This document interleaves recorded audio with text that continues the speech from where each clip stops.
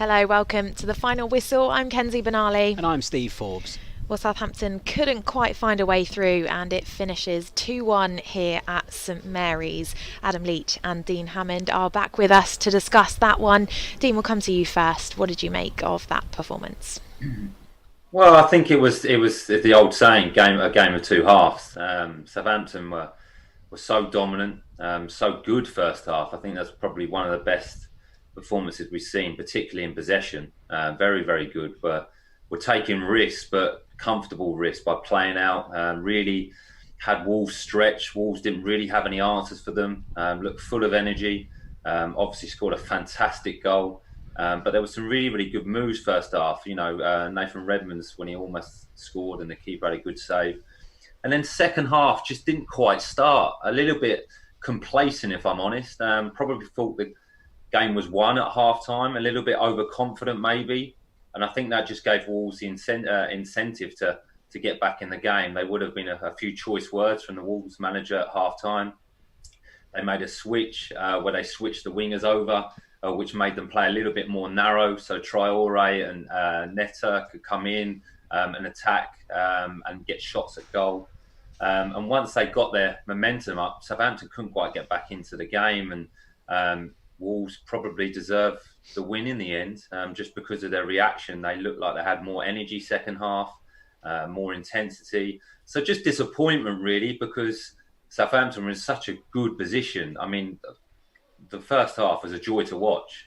But I think today we probably saw the best of Southampton and probably the worst as well. Yeah, Adam, that seems fair, doesn't it? We were also hopeful at the break, but as Dean said, do you think it was a bit of an issue of being overconfident going into the second half? Maybe, but potentially that was it. But I just think it's they've had some bad decisions recently, and I think they were on the wrong end of refereeing decisions again today. But you've just got to question how they're reacting to something like that. You could almost mark that point in the game that they just seem to unravel mentally. They just unraveled from the moment that the kind of Wolves scored that penalty.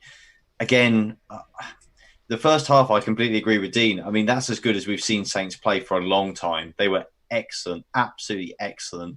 They also paid the price, I suppose, for only being one goal up at the break, because the kind of dominance, the type of football they were playing, they could and possibly should have been further ahead. So it was kind of all going to be academic in the second half. But then once the penalty went against them, there was so little there. I mean, it was slightly worrying, to be honest, how easily Saints just folded. I mean, the one or two chances they created, but that was kind of it. And you felt an inevitability that Wolves were going to win. And when you look back at, say, the last 5 minutes plus 5 minutes stoppage time, 10 minutes plus 5 minutes stoppage time, whatever, only one goal in it, you're at home, you expect a real cavalry charge and the opposition to be under the cosh. Not a bit of it, really. It was very, very comfortable for Wolves, very easy. The switch to the back three, I mean, obviously that's terrible news if Walker Peters is out again for any period of time. That's really a bad blow for Saints if that's the case. But switch to the back three was awful. They were terrible with a back three formation, really poor. A really desperate day. 6 defeats in a row, first time ever in the league that's happened. And just thank goodness they won on Thursday night, because I think that's at least something to keep us all buoyed. Because frankly, I think if we were just going on what's happened in the league and what happened today, it would be a bit too depressing to take. Right, well, let's pick apart some of the key moments from the game then. Let's start with the Saints goal. A great finish from Danny Ings there, Dean, but you owed a lot of that to Stuart Armstrong. Yeah, he really did. Good play by Stuart. Came, obviously was playing on the right, came over to the left-hand side, drifted across the pitch, which he likes to do. He's very, very good at doing. And just, drove forward with the ball, saw some space, and then really, really composed. Didn't just get to the byline and think, I'm just going to put this into an area, I'm going to put it into the box without looking.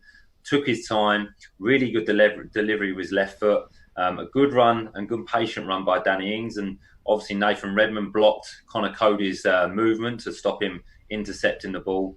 and a fantastic finish. I mean, that is a striker's finish. That is a striker that, looks in form and looks confident. I know that goal on Thursday night would have really helped Danny, but good play by Stewart. And there was moments in the first half. Southampton played so well first half, so well. The imagination, the creativity between the rotation between the players, that was an example of it. Like I mentioned, Stewart coming over to the other side of the pitch, combining with different players. It was really, really impressive. So I think that is the frustration and disappointment, that it just went completely the other way second half. But no, good play by Stewart. It really was, and he's been playing like that most of the season. He's probably the most effective Southampton player at the moment. He's in really, really good form. Obviously tired towards the end, but a superb finish. I mean, that is Danny at his best. Kept his eye on the ball, watched the flight of the ball, great connection, and just flew into the back of the net, and didn't need any analysis from VAR to check if it was offside. Just a brilliant move. Yeah, Adam, it really was a fantastic finish, wasn't it? And we've spoken about just how brilliant Southampton were in that first half. So I think it's fair to say that they deserved the lead going into the break. Oh, absolutely. Yeah. I mean, the biggest disappointment was definitely that it was just one goal. As Dean said, the goal itself was fantastic. And I guess if we're going to have one real positive takeaway from the game, it's going to be that I think that will be in the goal of the season compilation that we'll probably be selecting from, I suspect, towards the end of the season. It was a great goal.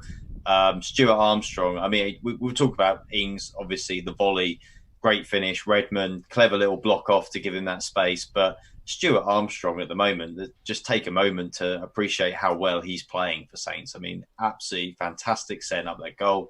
Great again today. As Dean said, he did tire a little bit today, but just when he's on, he just looks really, really difficult to handle for any team now. And he adds that work rate alongside the creativity and the talent that he has. And Saints thoroughly deserved that goal and that lead. And really, I think that was one of the best 45 minutes we've seen from Saints for a long time. Probably one of the best 45 minutes in isolation that we've seen this season, in terms of really great play and a total domination. And we'd spoken before the game about Wolves' record of not scoring the first goal in games for so long, and maybe they'd be a bit cautious and Saints would start fast. And that was kind of exactly how it played out in the end. And Saints, they took advantage. Unfortunately, they probably just didn't take full advantage, because had they got at least one more goal by the break, I wonder if they might have broken Wolves' spirit a little bit, and that could have kind of been it. And they wouldn't have had such a renewed team to play against in the second half. But I mean, let's just be positive for one moment and dwell on that goal a bit longer, because it was a very, very special one from Saints. Yeah, it was a cracking finish. We have had quite a few controversial refereeing or VAR decisions to talk over in the last few weeks, Dean. What did you make of the penalty decision against Ryan Bertrand today? Well, again, it's a tough decision. It really is. Modern day football, is it a penalty? Probably, because it hits his arm in the box and is a shot on target. Does he get time to get his body out of the way? No. Could you argue that he shouldn't be turning his back anyway?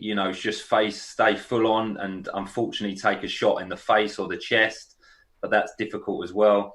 But I think it's the build-up, in my opinion. It's Traore comes right across the pitch and he dribbles across the pitch and probably goes past 3 or 4 players quite easily, and then plays the ball wide to the right back. And that just came from, I think, the early booking from Romeo, and then in the second half, he couldn't really make a tackle. Whereas I think if he wasn't on a booking, he would have brought Traore down and then the penalty wouldn't have happened. But it's a tough decision. You could see from Ryan's reaction that he was really, really disappointed. He was arguing with the referee. Again, VAR didn't take long to make a decision, so it wasn't a clear and obvious mistake by the referee. They may have thought it wasn't a penalty, but it wasn't a mistake. So difficult to take. But like Adam said, it was potentially the reaction afterwards. Southampton after that for 10, 15 minutes just looked a little bit lost. They got stretched. Wolves really got on top. Very little reaction. But it's probably a penalty. I don't like to see that because it's not deliberate handball. And I think that's when it's a penalty. When it's deliberate handball, if someone goes to handball the ball in the box, give a penalty, but not like that. But that's the modern day football. So again, a decision that's unfortunate. And Southampton, could they have had one second half as well? I don't think either are penalties, but if you're going to give the first one, I think you need to give the second one. Right, well, Adam, we're going to get your thoughts on both of those things now then. What did you make of that Bertrand incident and the handball in the other box that wasn't given? Well, for me, honestly, well, there's two things. Letter of the law. Okay, probably, in my opinion, letter of the law, if you look at it, they're both penalties, the way things are these days. Do I think that either of them are penalties in what I would interpret to be the spirit of the game, the spirit of the law of handball? No, neither of them are penalties. I mean, I agree with Dean. The build-up wasn't great from Saints, and I feel bad for saying this because it's so easy to sit here and say it's a momentary thing. But I'm Bertrand. I'm not sure he should be turning his back on it like that. Really, he should have to stand up and just try and take it. But it's easy to say that when you're sat there. It's a split-second moment for him when the ball's travelling that fast from short range. But yeah, I just don't. I get to the point where I think, like a lot of people, I just despair with it, to be honest, because I feel like Dean said, handballs, a penalty for a handball is for a deliberate handball where you've done something where you've kind of deliberately stopped, obstructed the play by virtue of illegally using your arm. That's balls being smashed into people where their back's turned or not from a few yards. I mean, to me that's not handball. And why then is the other one not handball, the Dendoncker one? I mean, that's not deliberate. The guy's not tried to handle the ball there, but it's no different to Bertrand's. Bertrand's not tried to handle the ball either. So I despair because I honestly, I don't feel a lot of it's in the spirit of the game as I would personally take the spirit of the game to be.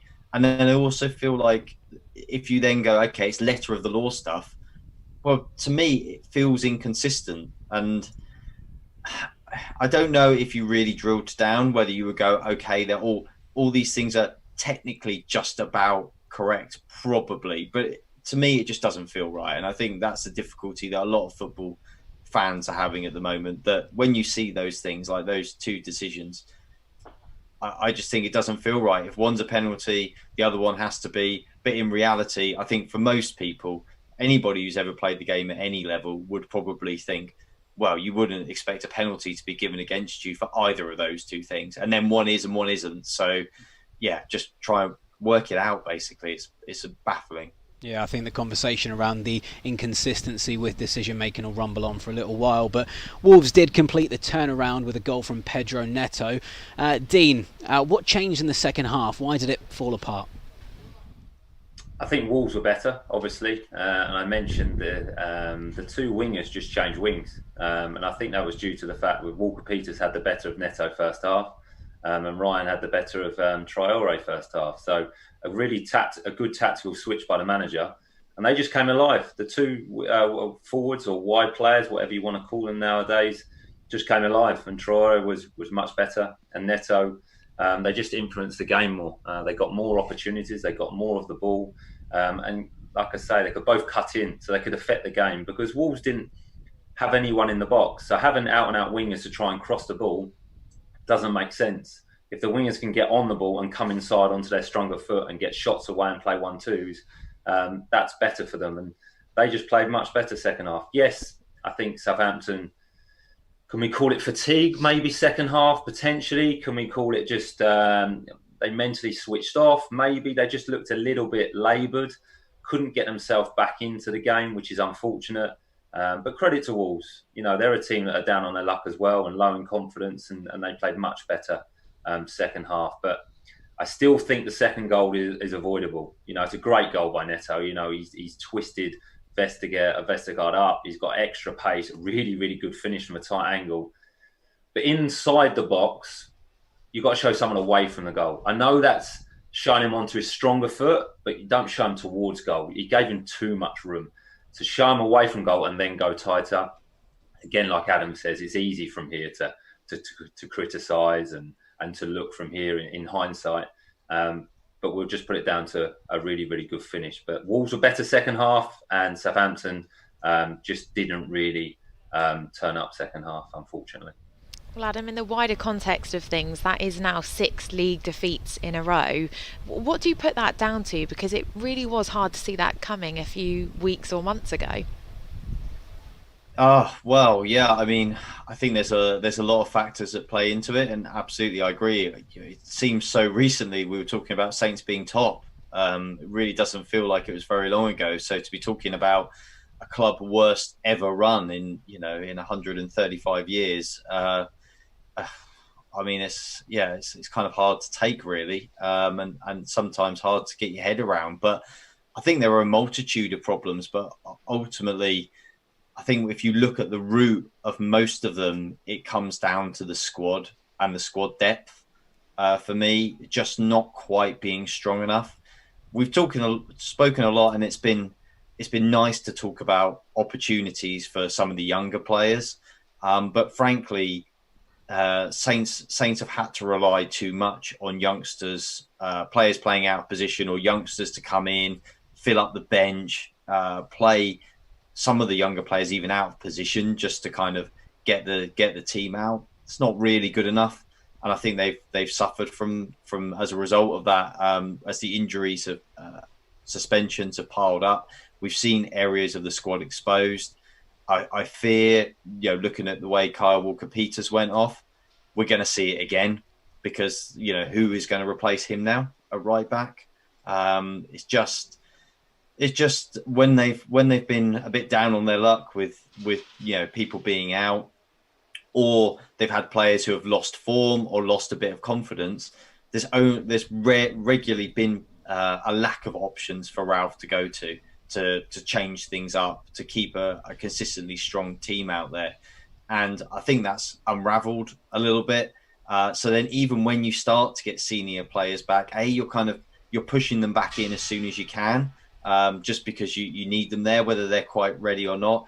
And B, the team has lost a bit of confidence. They've lost a little bit of impetus. I think another thing, potentially a couple of other factors at play in are Saints were so good, but they sort of a little bit of a surprise factor. I think some teams have kind of figured out how to take them on a little bit better now. I think that's one issue. And two, they play such a demanding game. It's great to watch, but it's very, very demanding. With a very thin squad, it has that physically just been too demanding for them to sustain for an entire season. I'm not sure. There's probably sports scientists there at the club who can actually answer that in more depth. Maybe yes, maybe no. But the way that Saints play is very, very demanding on those players. Maybe it's just a bit too much when you can't rotate them. But again, to me, that comes down to also a lack of depth in the squad as well. Today, again, we saw you get one player out and you're having to change system, and you're changing to a system that there's a reason that Ralph hasn't been playing 3 at the back, because Saints don't really have the players that's going to make it work. And we saw it today. He went to 3 at the back. It didn't work. So I think a lot of reasons, but ultimately I think at the core of it all is just a lack of depth in certain areas of the squad that's just come home to roost a little bit. Yeah, well, those demands on the squad aren't going to lessen, and they say there's no easy games in the Premier League, and we've got a particularly tough one on Saturday against a resurgent Chelsea under new manager Thomas Tuchel. Dean, what are your early thoughts ahead of that game? Well, it's going to be another tough test. It really is. Chelsea are looking much better now under the new manager. Looks like they've got some life and belief back in them. But look, it's a home game. Southampton have shown this season they can beat anyone. They really, really can. And like the performance first half, they're going to have to repeat that, because they were brilliant first half. Yes, we picked up on a few negatives today, but they were so good first half. It was fantastic to watch. It really, really was. Now, against Chelsea, you're probably going to have to do that for 90 minutes. You're going to have to defend very, very well.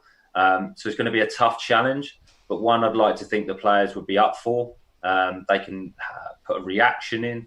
They've got a few weeks until the FA Cup game now. So it's one of the things that the manager can use now.